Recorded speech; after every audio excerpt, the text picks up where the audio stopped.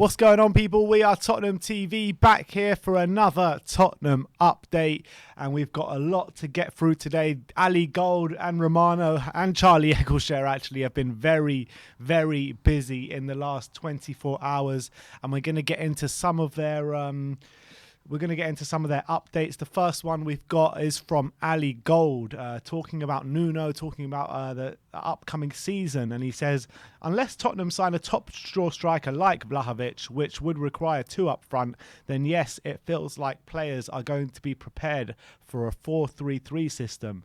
He says, Nuno has been pushing players hard in training with double sessions every day. So the matches have been about managing that workload and who should play and for how long. Some players will appear in some matches and then not the next. So, I mean, it's very much a Poch vibe, isn't it, right there in pre-season? I think that's the first order of the day, is getting the fitness right. Clearly, last season we could see the fitness wasn't really the priority, and it ultimately cost us many, many points later on in games. And I think it was very important that to be as aggressive as we used to be and to be able to push up as high as we used to be, we need to get that fitness absolutely spot on.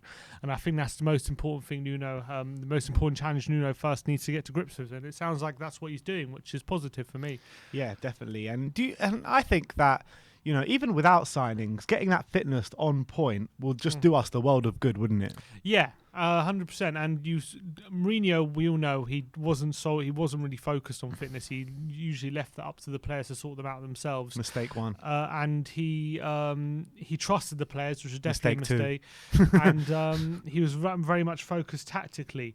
And to be fair to Mourinho, for all his faults on what you could say, I think tactically we weren't actually set up that badly. Yeah. You know, and that's proof by the fact we kept taking the lead all the time, and we always started the game fairly well, and we always put ourselves in a position to win the game. But I think the fitness every time was what cost us, and it's why we conceded so many late goals, and it's why when we got setbacks, it was very hard for us to carry on pressing and carry on being on the front foot. So I think Nuno is doing the right thing, and I'm excited to see. I've already seen in pre-season how it's changing a lot of the players, so hopefully we can bring that into the season. All right, let's move on. Let's start talking about Harry Kane now, because there has been a few comments from Romano, Rob Guesty and The Telegraph. So let's start off with The Telegraph, and they say with City experiencing frustration in their attempts to sign Harry Kane, Jack Grealish has now emerged as their number one target. And then it did go on to say Man City have made a £100 million offer for Aston Villa captain Jack Grealish. So, I mean, with Man City really pushing for Jack Grealish now, I mean, that's music to all our ears, isn't it? Because, in my opinion, I don't think they're going to sign a Harry Kane and a Jack Grealish in the same window. No, not for the prices being touted around. I cannot see Man City spending 100 million on Grealish and then another 150 million on Kane. I think that's impossible. I really do. I can't see it. So I think if they are pushing forward for Grealish, it might be frustrating for Kane, but I think it's definitely good for Tottenham's point of view, because it just means it's definitely less likely they push forward on the Kane deal. It remains to be seen whether this is maybe a tactic to try and draw out Harry Kane and make him force a move a bit. But I really believe that they're going for Grealish hard. So I think this is good news for Tottenham. Do you think Aston Villa's stance will be similar to ours? Because he's got a long way left in his contract there.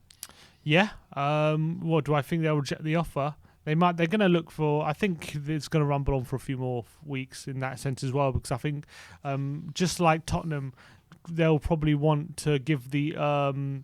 They want to give the impression there that Grealish isn't for sale, and it gives them better cards to play when they're in negotiations for other players for signing replacements. So I think it'll rumble on for a bit more, but I think they're they're more likely to take a lesser fee than Spurs are, I think. Romano did go on to say on the Harry Kane situation, he said Daniel Levy and Fabio Paratici, I think I got it right this time, says hopes to change Harry Kane's mind on his future. Man City are waiting to see what happens on the players' side. It's between Kane and Tottenham Hotspur now. And then obviously Rob Guesty went on to say it would take of an offer of in excess of 150 million just for Daniel Levy to start the conversation, never mind accept a bid. Yeah, there you go. So I think they can get Grealish for cheaper. They know he's a quality player who's going to make an instant impact. He's been a star for Villa now for a number of years. So I think it's a good. I just think it's good news. That's all I got to say. All right, let's move on. Christian Romero now, the flavour of the month in terms of our centre-back situation. Romano said earlier today that Tottenham and Atalanta are still in direct contact to reach an agreement for Christian Romero. Spurs are the only side in the race to sign the defender and are pushing again to sign him. And then he went on to say, he said, Tottenham may have a potential boost in their pursuit of Atalanta defender Christian Romero, as Atalanta are set to sign Verona's talented centre-back Matteo Lovato. There are quite a lot of updates on this today, so I'll just run all through of them now, then we'll have a chat on it. And then Damasio said, a meeting between Tottenham and Atalanta is expected this week to try and close the deal for Christian Romero. Charlie Eccleshare said that sources close to the deal for Christian Romero remain confident that an agreement on price can be reached, but negotiations are still ongoing. Personal terms are agreed, so that won't be an issue. And then Ali Gold said, I think Spurs will continue to push for Romero. They've got this close and the player wants to come. It would be so odd to walk away now. Atalanta know Tottenham are the main club in for Romero, but Tottenham can't rely on that to drive down the price. So, I mean, they were all positive updates. It's true, but the one from Ali Gold saying it'll be odd to walk away now. I'm like, this is Tottenham Hotspur. We walked away from Conte when he was about to sign. Out of everyone, Ali Gold's been around the block more than anyone. Exactly. So. He knows that Tottenham are an odd club. So we do odd things sometimes. Yeah. And I wouldn't be surprised if we agree a deal and then Levy reneges the deal and says, I want him cheaper. That's a very Levy thing to do. But it is all positive. And I'm starting to get a bit more optimistic now that the deal is going to come through. And all the reliable sources seem to be confident that this is a deal that is going to get done. Cue Monday morning when we're all depressed exactly. again. Exactly. I'm just waiting for it. But hopefully this one next week we can see a lot more movement and hopefully we can get it over the line, because I really believe he's a defender. There's not many defenders of his ilk who are going to be willing to come to us right now. That's the truth. So I think if we've got an opportunity right now to get him in through the door, we have to snatch it with both hands. And otherwise we risk again falling even further behind our rivals, and again missing out on a target who we are convinced we can who would improve Tottenham, our squad. So it sounds positive. Hopefully we can agree the deal with Atalanta, and I think, as I said before, the fact that Atalanta making moves in the market is good signs as well. Yeah, it does seem as though this move is all going in the right direction. Maybe at snail's pace, but in the right direction. It seems like it's going, all until probably Romano comes out Saturday night, late Saturday night, Sunday night, and then Monday morning you'll have a great good morning Tottenham from us. But let's move on. Let's talk about Tomiyasu. Ali Gold has given us an update regarding Takehiro Tomiyasu, and he says people involved on Tomiyasu's side are confident a move to Tottenham Hotspur will be agreed after the Olympics.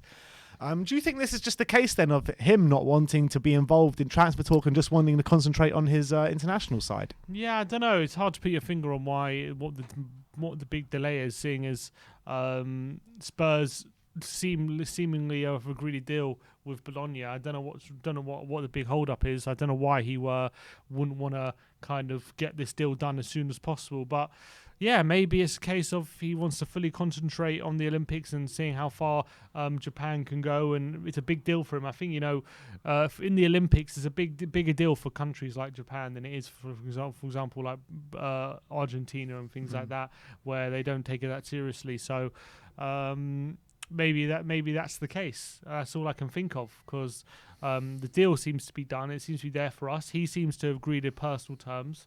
So I guess we just have to play the waiting game, I guess, if it's to do with after the Olympics. Yeah, and also there's also a case to say that Tomiyasu is like one of the main stars in the Japan side, and Brian Hill's like on the peripheries as well. So yeah, so maybe that's the difference between the two in the deals, and why one can be done during the Olympics and the other one we're still awaiting. But look, it seems as though people on according to Ali Gold, anyway, that people on Tomiyasu's side are really confident that this deal will get done. So that's also music to our ears. Yeah, but people on Fonseca's side and people on Conte's side are really confident it will get done as well, and it never did. So. Very true. Very true. Anyway, Dusan Vlahovic. This was from Ali Gold as well, saying Tottenham's interest in Vlahovic is genuine, but it would be a potential deal they they look at doing closer to later in the window once they get some money in through sales. Through a certain Harry Kane, is that what you're saying? Pretty much. Yeah, I'm not surprised by that because I can't see us splashing 50 million on or 45 million on Romero and then splashing another 50 million on Vlahovic without some key sales. So that doesn't surprise me at all. I always expected this one, if it was going to happen, to be later on in the window, dependent on who we can get out the door and how much money we can generate. So that doesn't surprise me at all. I'm hopeful that the plan is to play him with Harry Kane, but spending that kind of money, it was always a possibility that we see him more as a replacement than a partner. So I'm hoping he's a partner, and he would be someone great to have around the squad if he's available. And also you've got to think about as well, if we do sign him with Harry Kane to the club, it'll be a great learning curve for him to maybe get that responsibility if Kane does leave in a year's time. So hopefully we can get that deal over the line. But again, I'm not surprised. It's going to be later on in the window. Let's move on. Japhet Tanganga. The first update from Charlie Eccleshare saying Galatasaray have made a season-long loan bid for Japhet Tanganga with no option or obligation to buy. Ali Gold followed on from that and says Tanganga is likely to get a loan as he needs a Skipp-style loan with regular football every week to develop. Galatasaray have a serious interest in him, but Spurs would prefer to loan him to a UK side. So yeah, I mean, I kind of agree with Ali Gold there. He does need that kind of week in, week out football. Definitely. But like I said yesterday, I think it has to come in a better league than Turkey, in my opinion. It has to come in maybe the Championship, the Premier League, or maybe even somewhere like Germany. I think Galatasaray wouldn't be a bad move. I think he could develop there.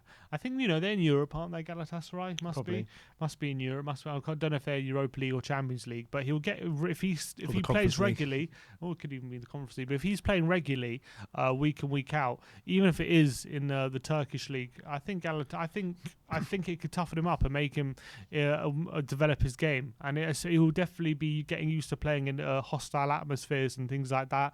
And I think even if it is Galatasaray, I think it's a good move for him. So I don't think it's one he should personally scoff at immediately. But if I was him, I would hold out to see what other offers come, because there could be a lot better offers than Galatasaray right now. But I wouldn't be surprised if this is the one here ends up happening. Interesting.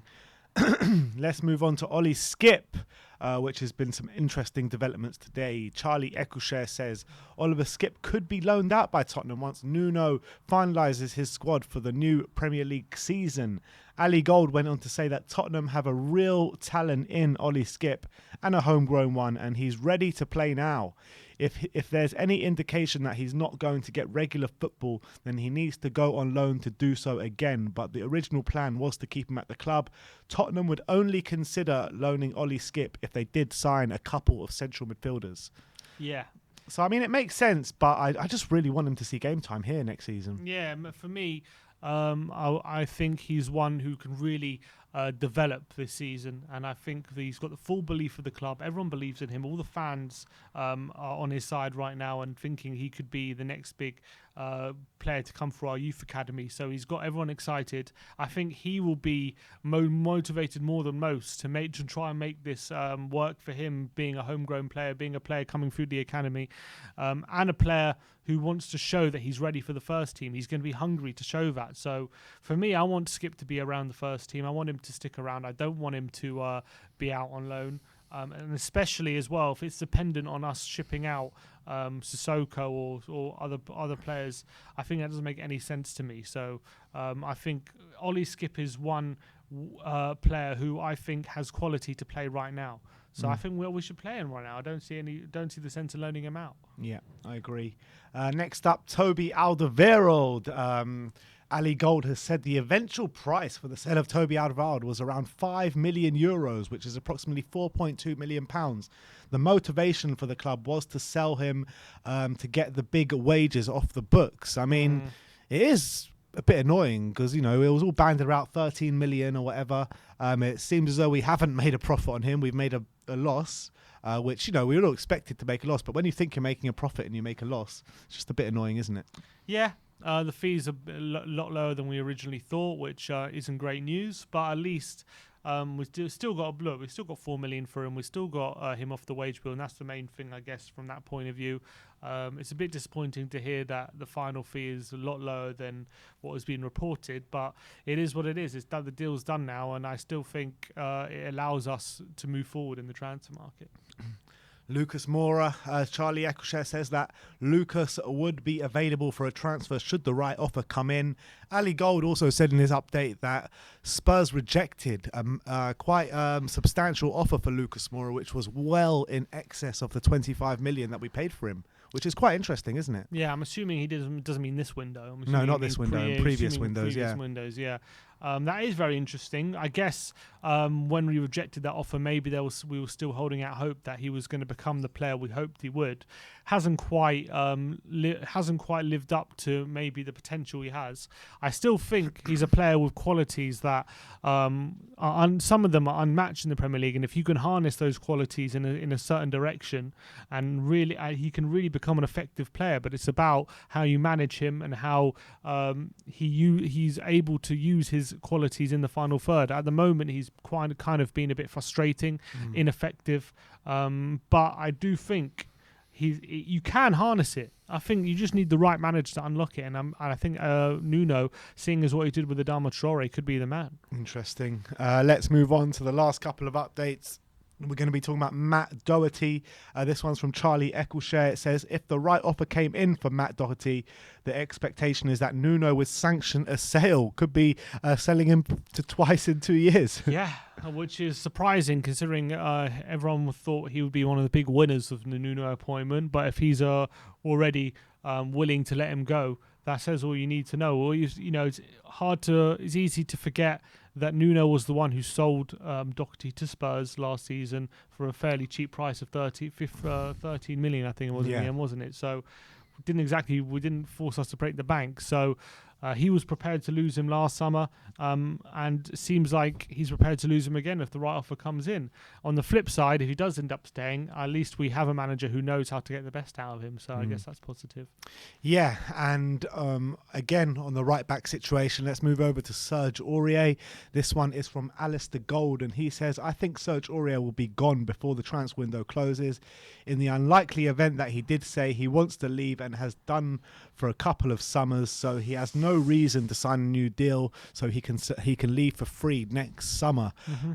So with Doherty's future uncertain, Aurier's future uncertain, Tomiyasu's incoming uncertain, I mean, the right-back situation doesn't look great at the moment. No, it doesn't. I mean, a lot of the squad doesn't look great, to be honest, with a lot of squad being up for sale. So I think we're in a bit of turmoil at the moment, and it's gone a bit under the radar how much uncertainty and how much of a mess we are currently in, because there's a bit of positivity around Paratici and the transfer business that we're potentially doing. I think it's gone under the radar a bit that we're still...